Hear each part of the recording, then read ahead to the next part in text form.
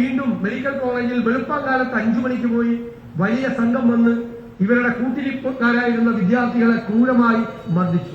അപ്പൊ ഹോസ്റ്റലിൽ, പോലീസ് സ്റ്റേഷന്റെ മുൻപാകെ, മെഡിക്കൽ കോളേജ് ആശുപത്രിയിൽ എല്ലാം അക്രമത്തിന്റെ പരമ്പരയാണ്. എന്നിട്ട് എന്താ സംഭവിച്ചത്? എം വിൻസെന്റ് MLA കയ്യേറ്റം ചെയ്തവർക്കെതിരായി കേസില്ല. 2 MLA-മാർക്കെതിരായിട്ട് കേസെടുത്തിരിക്കുകയാണ്. ആ 2 MLA-മാർക്കെതിരായിട്ടുള്ള കേസ് പിൻവലിക്കാൻ പോലീസ് തയ്യാറാകണം, സർക്കാർ തയ്യാറാകണം എന്ന് ഞങ്ങൾ ആവശ്യപ്പെടുകയാണ്. ഒരുപാട് സംഭവങ്ങൾ കേരളത്തിലെ ക്യാമ്പസുകളിൽ നടക്കുകയാണ്.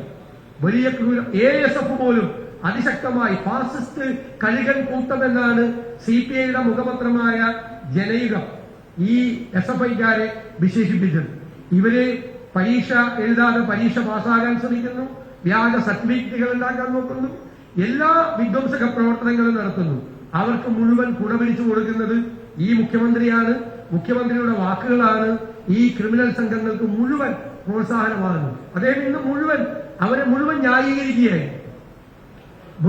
ഇവരിപ്പോൾ നിരന്തരമായി വോക്കൌട്ട് പ്രസംഗത്തെ തടസ്സപ്പെടുത്തുകയാണ്. ഒരു സംഘത്തെ നിയോഗിച്ചിരിക്കുകയാണ്. ആ സംഘത്തിന് നേതൃത്വം കൊടുക്കുന്നത് മന്ത്രിമാർ കൂടിയാണ്. ഇപ്പോൾ പാർലമെന്റ് കാര്യമന്ത്രി ഇന്ന് വോക്കൌട്ട് പ്രസംഗത്തിനിടയിൽ എത്ര പ്രാവശ്യമാണ് എഴുന്നേറ്റത്? അത് എഴുന്നേക്കാൻ അദ്ദേഹത്തിന് എന്ത് അധികാരമാണുള്ളത്?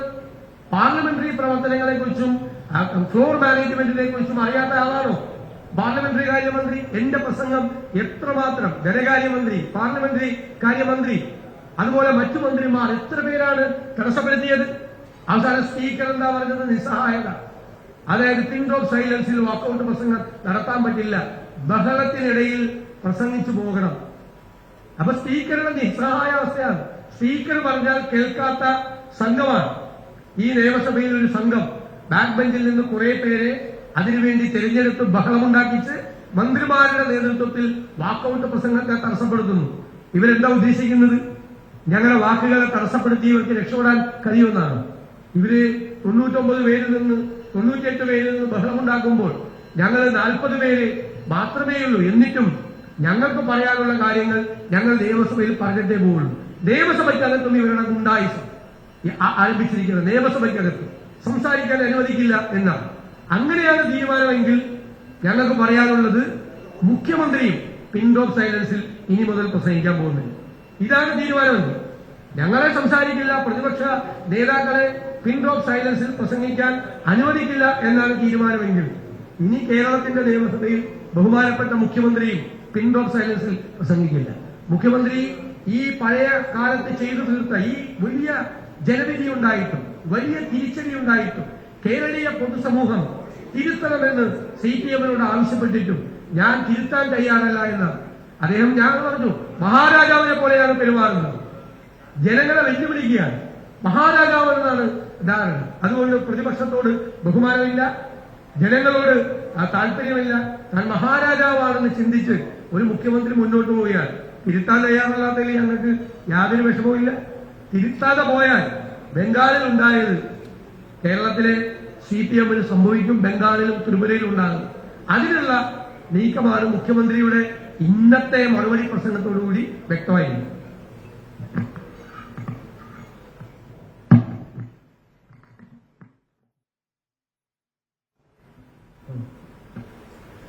ഇവിടെ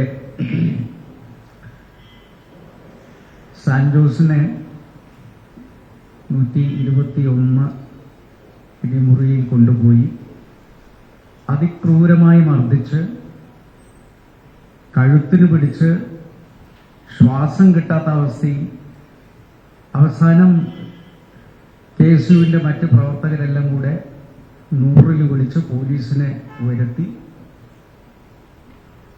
സാന്റോസിനെ ആശുപത്രിയിൽ എത്തിക്കണം എന്ന് പറഞ്ഞിട്ട് സാന്റോസ് എങ്ങനെയാണ് പോലീസ് സ്റ്റേഷനിലെത്തുന്നത്? ഈ പോകുന്ന വഴി SFI-യുടെ നേതാക്കൾ പോലീസിനെ ഭീഷണിപ്പെടുത്തുകയാണ്, നിങ്ങൾ അയാളെ പോലീസ് സ്റ്റേഷനിലേക്കാണ് കൊണ്ടുപോകേണ്ടത്. അപ്പോൾ മർദ്ദനമേറ്റ വ്യക്തി പോലീസ് സ്റ്റേഷനിലെത്തുകയും മർദ്ദിച്ച ആളുകൾ സ്വൈര്യമായി വിഹരിക്കുകയും ചെയ്യുന്ന ഒരു സാഹചര്യം ഈ കേരളത്തിൽ ഉണ്ട് എന്നതിന്റെ ഏറ്റവും വലിയ തെളിവാണ് കാര്യവട്ടത്ത് സംഭവിച്ചിരിക്കുന്നത്.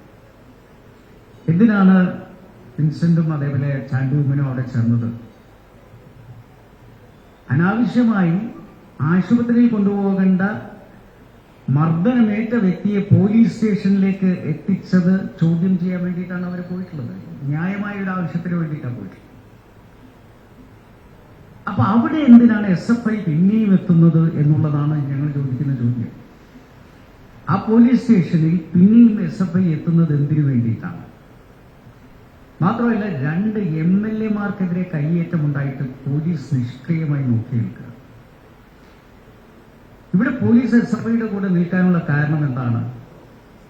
പോലീസ് മന്ത്രി ആയിട്ടുള്ള മുഖ്യമന്ത്രി SFIക്ക് അനുകൂലമായി സംസാരിക്കുന്നു, അവരെ ന്യായീകരിക്കുന്നു വരുമ്പോൾ പോലീസ് എങ്ങനെ SFIക്ക് എതിരെ നടപടിയെടുക്കും?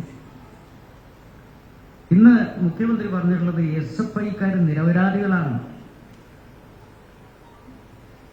ഇവിടുത്തെ രാജേഷിന്റെ ഭാഷയിൽ പറയുകയാണെങ്കിൽ SFI അവരുടെ സർഗാത്മക സാംസ്കാരിക പ്രവർത്തനമാണ് ഇതിനകത്ത് നടത്തിയിട്ടുള്ളത് എന്ന് നമ്മൾ കരുതേണ്ടി വരും. അപ്പൊ SFIയെ കുറിച്ച് പറഞ്ഞു വന്ന് SFIയെ പറ്റി ചോദ്യം ചെയ്യാനേ പാടില്ല, അവർക്കെതിരെ ഒന്നും സംസാരിക്കാൻ പാടില്ല. അത്രയും വലിയ വിപ്ലവ പ്രസ്ഥാനമായിട്ടുള്ള SFIയെ നിങ്ങൾ വെറുതെ വിടണം എന്നാണ് മുഖ്യമന്ത്രി തന്നെ പറയുന്നത്. ഈ SFI എല്ലാ ക്യാമ്പസുകളിലും നടത്തിക്കൊണ്ടിരിക്കുന്ന അതിക്രമങ്ങളെ കുറിച്ച് ഓരോ ദിവസം പത്രത്തിൽ വരികയാണ്. സിദ്ധാർത്ഥം മരിച്ചത് നമുക്കറിയാം. പ്രിൻസിപ്പൽമാർക്ക് രക്ഷയില്ല. അപ്പൊ ഇന്ന് ഹിന്ദുവില് ഒരു വാർത്ത വന്നിട്ടുണ്ട്, give police protection for principal. ഹൈക്കോടതി പറയുകയാണ് ഇവിടെ ഒരു പ്രിൻസിപ്പലിന് നേരെ SFIക്കാരെ നടത്തിയിട്ടുള്ള Gurudeva college of advance studies Koyilandy.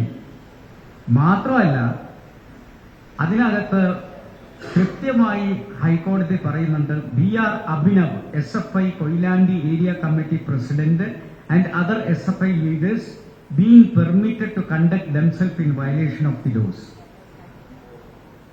SFIയുടെ ഈ ഏരിയ കമ്മിറ്റി നേതാവ് ഇനി അതിനകത്ത് കയറി അതിക്രമം കാണിക്കുന്നത് തടയേണ്ട ബാധ്യത കൂടി പോലീസിനെ ഏൽപ്പിച്ചിരിക്കുകയാണ്. അപ്പൊ സത്യത്തിൽ ഈ ജഡ്ജ് SFIക്കെതിരെ സംസാരിച്ചിട്ടുണ്ടല്ലോ. മുഖ്യമന്ത്രി എന്താ ചെയ്യാൻ പോകുന്നത് ഈ ജഡ്ജിയെ? SFI എന്ന് പറയുന്ന ഒരു പ്രസ്ഥാനത്തിനെതിരെ ഒരു ജഡ്ജ് സംസാരിച്ചിരിക്കുകയാണ്. മുഖ്യമന്ത്രിക്ക് അടങ്ങിയിരിക്കാൻ പറ്റുമോ? ഹൈക്കോടതി ജഡ്ജാണെങ്കിലും അദ്ദേഹം എന്താണ് ഇനി ആ ജഡ്ജിയെ പറയാൻ പോകുന്നത് ഞങ്ങൾക്കറിയില്ല. കാരണം SFIയെ ന്യായീകരിക്കുന്നതിന് വേണ്ടി ഏത് അളവോളം പോവാണ്. അപ്പൊ അദ്ദേഹം പറഞ്ഞല്ലോ, രക്ഷാപ്രവർത്തനം നടത്തിയത് ഞാൻ ഇനിയും പറയും, ഇന്നും പറയും, നാളെയും പറയും, മറ്റന്നാളും പറയുന്നു പറയുന്നത്. അതിനുശേഷം അതിന്റെ കൂടെ അദ്ദേഹം പറയുന്നു, ഞങ്ങളെ വണ്ടി പോയ ശേഷം അവിടെ എന്ത് സംഭവിച്ചു എന്ന് ഞാൻ കണ്ടിട്ടില്ല, അതിനെക്കുറിച്ച് എനിക്ക് പറയാനും പറ്റില്ല. അപ്പൊ ഞാൻ ചോദിക്കുന്നത്, രക്ഷാപ്രവർത്തനം നടത്തുന്നത് ചെടിച്ചട്ടി കൊണ്ടാണ്. ചെടിച്ചട്ടി കൊണ്ട് രക്ഷാപ്രവർത്തനം നടത്തുന്ന ഒരു രാജ്യം എന്ന് പറയുന്നത് ഈ കേരളമായിരിക്കും. അത് SFIക്കും DYFIക്കും ഒക്കെ മാത്രം ചെയ്യാൻ പറ്റുന്ന ഒരു കാര്യമാണ്. അങ്ങനെ ഏത് സ്ഥലത്ത് നോക്കിക്കഴിഞ്ഞാലും പ്രതിസ്ഥാനത്ത് SFI ഉണ്ട്. പ്രിൻസിപ്പൽമാർക്ക് രക്ഷയില്ല. ഇടിമുറികൾ എന്ന് പറയുന്നത് ഇന്നത്തെ നമുക്കറിയാം, 121 എന്ന് പറയുന്ന ഈ ഇടിമുറിയെ കുറിച്ച് എല്ലാവരും ഭയാനകമായ ഒരു സാഹചര്യത്തിലാണ് പറയുന്നത്. സിദ്ധാർത്ഥിന്റെ അനുഭവം എനിക്കും ഉണ്ടാവുമോ എന്ന് ഇവിടെ സാൻജോസും ഭയപ്പെടുകയുണ്ടായിട്ടുണ്ട്. സംഭവിക്കാം. അദ്ദേഹത്തിന്റെ കഴുത്ത് ഒന്നുകൂടി പിടിച്ച് ഞെരുക്കിയിരുന്നെങ്കിൽ അദ്ദേഹം ശ്വാസം മുട്ടി എന്തെങ്കിലും സംഭവിച്ചിരുന്നിരിക്കാം. അപ്പൊ ഇവർ കൊലപാതകം നടത്തിയാലും എന്ത് നടത്തിയാലും മുഖ്യമന്ത്രി പറയാണ് SFIയെ തൊടാൻ പറ്റില്ല. SFI അടിച്ച ആളുകളെ ഞങ്ങൾ പോലീസ് സ്റ്റേഷനിൽ കൊണ്ടുപോകും, എന്നാൽ SFIയെ ഞങ്ങൾ തൊടില്ല. നിങ്ങൾ SFIയുടെ പേരിൽ കേസെടുത്തിട്ടുണ്ടെന്ന് പറയുന്നുണ്ടല്ലോ, അവരുടെ പേരിൽ എന്ത് നടപടിയാണ് സ്വീകരിച്ചിട്ടുള്ളത്? അതുകൊണ്ട് ഇന്ന് പ്രതിപക്ഷ നേതാവ് സംസാരിക്കുമ്പോൾ ഞങ്ങൾ ആ ചരിത്രത്തിൽ ആദ്യമായിട്ടാണ് അദ്ദേഹത്തിന്റെ പ്രസംഗം തടസ്സപ്പെടുത്താൻ മന്ത്രിമാർ എഴുന്നേറ്റ് നിൽക്കുന്നത് ഈ അസംബ്ലിയുടെ ചരിത്രത്തിൽ ഉണ്ടായിട്ടില്ല. പ്രതിപക്ഷ നേതാവിന്റെ ഇറങ്ങിപ്പോക്ക് പ്രസംഗം തടസ്സപ്പെടുത്തുന്നത് മുൻനിരയിലുള്ള മന്ത്രിമാർ. അതേപോലെ ഞങ്ങൾ നടുത്തളത്തിൽ ഇറങ്ങുമ്പോൾ അവരും ഇറങ്ങി വന്ന് ഒരു അക്രമ സ്വഭാവത്തിലാണ് അവിടുത്തെ MLA-മാര് ഇന്ന് പെരുമാറിയിട്ടുള്ളത്. ഇത് ഒരു ജനാധിപത്യ വ്യവസ്ഥയിൽ ഗുണകരമാണോ എന്നുള്ളത് പരിശോധിക്കുക. പ്രതിപക്ഷ നേതാവിന് സംസാരിക്കാൻ പറ്റാത്ത അവസ്ഥ, ഇത് നമ്മളിപ്പോ ലോക്സഭയിൽ രാഹുൽ ഗാന്ധിക്കെതിരെ കാണുന്നുണ്ട് BJP ചെയ്യുന്നത്. അതേ രീതിയിൽ ഇവിടെ പ്രതിപക്ഷ നേതാവിനെ സംസാരിപ്പിക്കാതിരിക്കുന്നതിന് വേണ്ടിയുള്ള ശ്രമം അത് ഒരിക്കലും ഞങ്ങൾ അനുവദിക്കില്ല. അത് ഇനി വരുന്ന ദിവസങ്ങളിൽ കൂടുതൽ ശക്തമായ രീതിയിൽ പ്രതിപക്ഷം ഇതിനകത്ത് ഉണ്ടാകും എന്ന് മാത്രം പറയാം.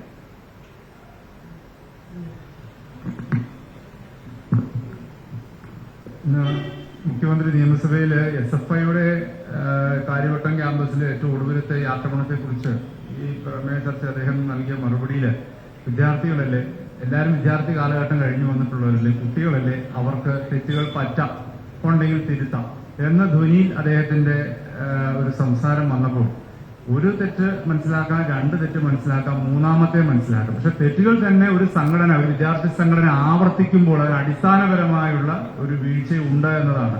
ആ അടിസ്ഥാനപരമായ പ്രശ്നം അല്ലെങ്കിൽ എന്തുകൊണ്ടാണെന്ന് വെച്ചാൽ ഇവർക്ക് കിട്ടുന്ന അൺഡ്യൂ പ്രൊട്ടക്ഷനാണ്, ഗവൺമെന്റിൽ നിന്ന് ലഭിക്കുന്ന സംരക്ഷണമാണ്. ഇന്ന് മുഖ്യമന്ത്രി ഇതെല്ലാം പറയുമ്പോഴും SFIയെ ന്യായീകരിക്കുവാനും സംരക്ഷിക്കുവാനുമുള്ള വാക്കുകളാണ് അദ്ദേഹം പിന്നെയും ആവർത്തിക്കുന്നത്. അത് ഈ സംഘടനയ്ക്ക് ഇനിയും ഇതുപോലെയുള്ള അതിക്രമങ്ങൾക്ക് നൽകാൻ അല്ലെങ്കിൽ ചെയ്യാൻ അവർക്ക് പ്രോത്സാഹനം നൽകുന്ന ഒന്നായി മാറുകയാണ്. സിദ്ധാർത്ഥന്റെ എപ്പിസോഡ് കഴിഞ്ഞ് അടുത്തൊരു ഇഷ്യൂയിലേക്ക് വരുമ്പോൾ ഇന്നലെ ഈ വിഷയം പുറത്തറിഞ്ഞ് ബഹുമാനായ MLA അടക്കം അവിടെ ചെന്നില്ലായിരുന്നുവെങ്കിൽ ഈ വയനാട്ടിലുണ്ടായ സിദ്ധാർത്ഥന്റെ അതേ അനുഭവം ഇന്നലെ കഴിഞ്ഞ ദിവസം നമ്മുടെ തിരുവനന്തപുരത്തും കാര്യവട്ടത്തും ആവർത്തിക്കുന്ന സാഹചര്യം വരുമായിരുന്നു.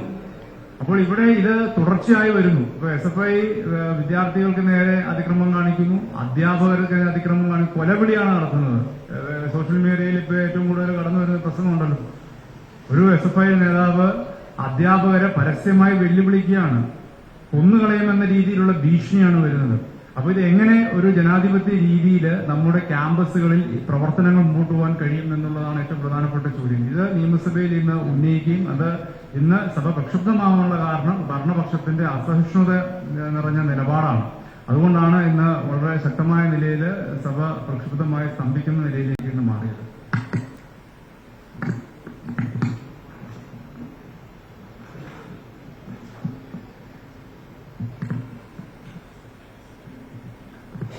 സംസ്ഥാനത്തൊട്ടാകെ ഗുണ്ടാ വിളയാട്ടം SFIയുടെ നേതൃത്വത്തിൽ തുടർച്ചയായി നടക്കുകയാണ്.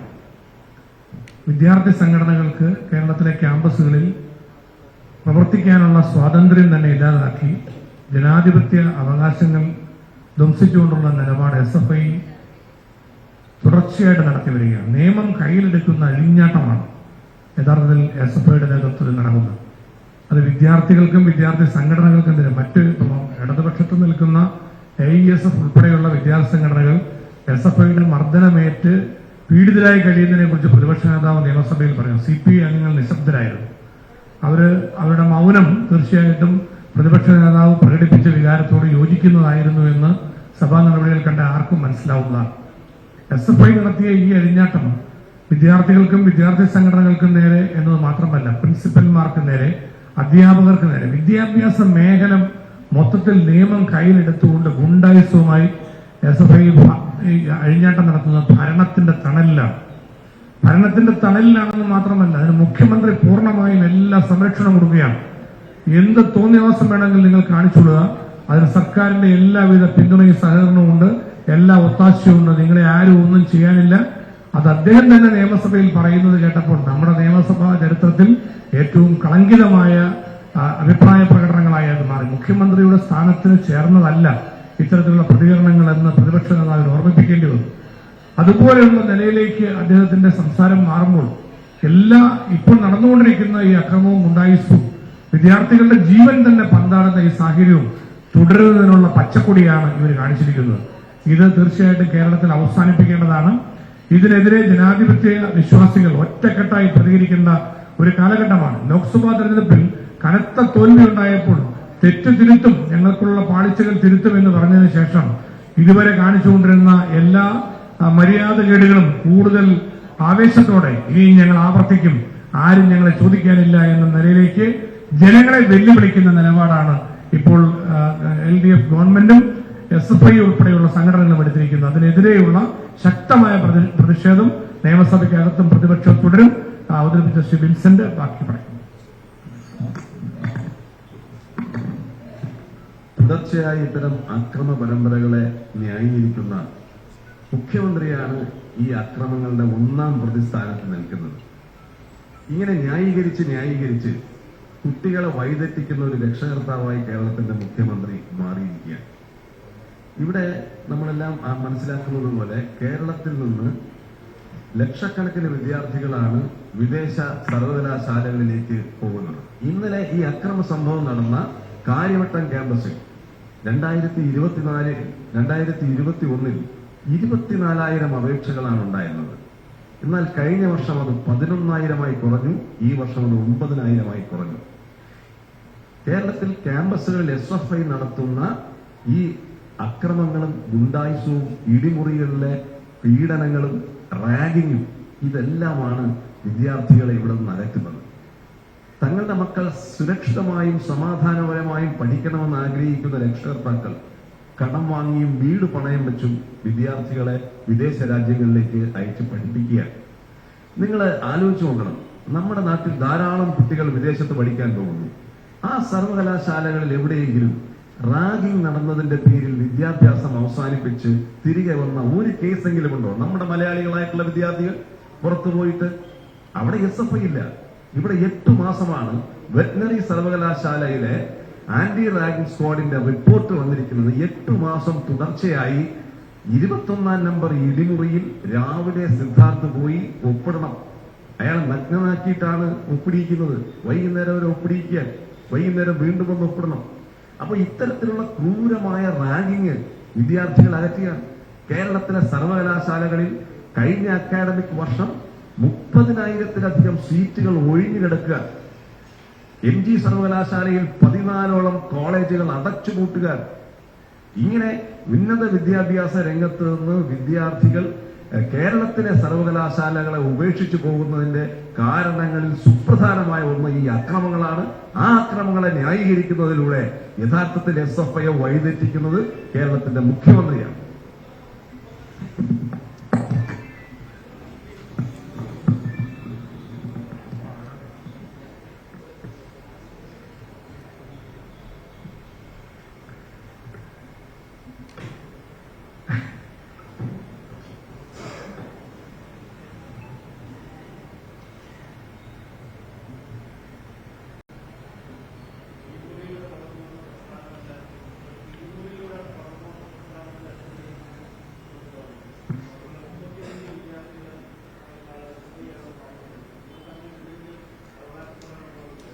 ഏറ്റവും കൂടുതൽ അക്രമ സംഭവങ്ങളിൽ ഇടപെട്ടിട്ടുള്ള വിദ്യാർത്ഥി പ്രസ്ഥാനമാണത്.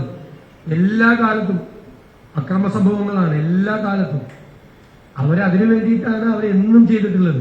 നിങ്ങൾക്ക് ആർക്കാണ് അറിയില്ലാത്തത്, അവര് ക്യാമ്പസിൽ മേധാവിത്വമുള്ള ഏതെങ്കിലും ക്യാമ്പസിൽ മറ്റേതെങ്കിലും വിദ്യാർത്ഥി സംഘടനകൾക്ക് പ്രവർത്തിക്കാൻ അനുവദിക്കും. ഇപ്പൊ ഞങ്ങളുടെ കാര്യം പോട്ടെ, ASFന് അനുവദിക്കാറുണ്ട്. ASFന്റെ വനിതാ നേതാവിനെ ക്രൂരമായി ആക്രമിക്കുകയും ചെവി പൊട്ടിപ്പോകുന്ന തെറി വിളിക്കുകയും ചെയ്ത ആളാണ് പിന്നെ SFI സെക്രട്ടറി ആയിട്ട് പ്രൊമോഷൻ കൊടുത്തത്. നിങ്ങൾ ഓരോ സംഭവങ്ങൾ നോക്കൂ. എത്ര ASF പ്രവർത്തകർക്കാണ് ASF യൂണിറ്റ് എല്ലായിടത്തും എല്ലാം SFIക്കാരെ അവരെ ആക്രമിക്കും. മറ്റ് വിദ്യാർത്ഥി സംഘടനകൾക്ക് രാഷ്ട്രീയ പ്രവർത്തനം നടത്താൻ പറ്റില്ല. എല്ലാ സ്ഥലങ്ങളിലും അധ്യാപകരെ അവർക്ക് കീഴടങ്ങി നടത്തണം. അല്ലാത്ത അധ്യാപകർക്കെതിരായിട്ട് അവർ ബഹളം ഉണ്ടാക്കും.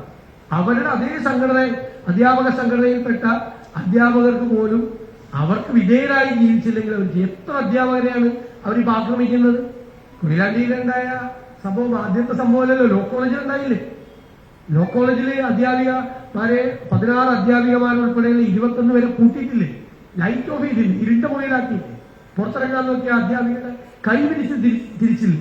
എന്തും ചെയ്യാൻ മടിക്കാത്ത ക്രിമിനലുകളുടെ സംഘമാണ്. അതാണ് ഞാൻ പറഞ്ഞത്, CPMന്റെ നെറികെട്ട രാഷ്ട്രീയത്തിന്റെ ഇൻക്യുബേറ്ററിൽ വിരിയിച്ചെടുത്ത ഗുണ്ടാ സംഘമാണിത്. അവരുടെ സർവനാശത്തിനാണ് ഈ ഗുണ്ടാപ്പട ഉണ്ടാക്കുന്നത്. അവരുടെ സർവനാശം. അത് മുഖ്യമന്ത്രി എന്നിട്ട് ഇപ്പോഴും ന്യായീകരിക്കുകയാണ്. ഈ സിദ്ധാർത്ഥിന്റെ കൊലപാതകം ഉണ്ടായി കഴിയുമ്പോഴെങ്കിലും CPMും ഗവൺമെന്റും ഇവരെ നിയന്ത്രിക്കണ്ടേ? ഇവര് വീണ്ടും വീണ്ടും ഇതുപോലത്തെ സംഭവങ്ങൾ കേരളത്തിൽ ഉടനീളം ഉണ്ടാവുകയാണ്. വീണ്ടും കോഴിക്കോട് നിന്ന് വേറൊരു കേസ് റിപ്പോർട്ട് ചെയ്യപ്പെട്ടില്ലേ? സിദ്ധാർത്ഥിന്റെ വിഷയം കത്തിനിക്കുന്ന സമയത്ത് ഒരു ഇരുണ്ട വീട്ടിൽ കൊണ്ടുപോയിട്ട് ഒരു വിദ്യാർത്ഥിയെ മർദ്ദിച്ചത്. ഇത് ആവർത്തിച്ചുകൊണ്ടിരിക്കുകയാണ് കേരളത്തിൽ. ക്യാമ്പസുകൾ മുഴുവൻ കുരുതിക്കളങ്ങളായി മാറുന്ന സ്ഥിതിയിലേക്ക് പോവുകയാണ്.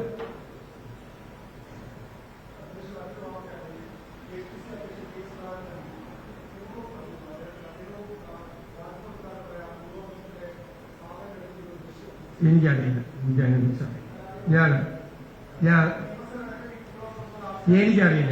അറിയാത്ത കാര്യത്തിൽ വിഷയങ്ങൾ പറഞ്ഞു എനിക്കറിയില്ല. നിങ്ങൾ പറഞ്ഞപ്പോഴാണ് ഇങ്ങനെ അറിയുന്നത്. അന്വേഷിക്കാൻ നമുക്ക് എന്താണ്?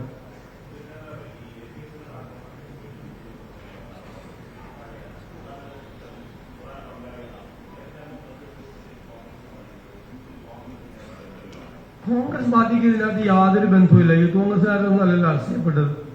യൂത്ത് കോൺഗ്രസ്സുകാരൊന്നും അല്ലല്ലോ അറസ്റ്റ് ചെയ്യപ്പെട്ടത്. ഭാരവാഹികളല്ല അറസ്റ്റ് ചെയ്യപ്പെട്ടതല്ല. ഞങ്ങൾക്ക് യാതൊരു ബന്ധവും അതില്ല. ഞങ്ങൾ അന്നല്ലേ പറഞ്ഞത് പാർട്ടിക്ക് യാതൊരു ബന്ധവും. അത് KPCC ഓഫീസ് CPM പ്രവർത്തകർ ആക്രമിച്ചിട്ടുണ്ടായിരുന്നു. അതിന്റെ ഭാഗമായിട്ട് ചെയ്തെന്നുള്ളൊരു കേസാണ്. പാർട്ടിക്ക് യാതൊരു ബന്ധമില്ല. ഞങ്ങളുടെ പാർട്ടി പരിപാടിക്കൊന്നും പോകാറ്. ഞങ്ങളുടെ പാർട്ടി പരിപാടിക്കൊക്കെ പോയത് എന്തായാലും ഞങ്ങളിൽ നിന്നും പോകുന്ന ആൾക്കാർ അതിന് ഒരാൾ പ്രോത്സാഹിപ്പിക്കും. അല്ല അത് ചെയ്തത് എന്താണെന്ന് പോലീസ് അന്വേഷിച്ചിട്ട് പറയട്ടെ. ഞങ്ങളാരും അത്തരം കാര്യങ്ങളെ പ്രോത്സാഹിപ്പിക്കുകയില്ല. ഞങ്ങളുടെ പാർട്ടിയിൽപ്പെട്ട ആരും ഇത്തരം കാര്യങ്ങൾ തെറ്റ് ചെയ്താലും ഞങ്ങൾ അവരെ നിലനിർത്താറുണ്ട്. അപ്പൊ ഞങ്ങൾ ആക്ഷൻ എടുക്കും.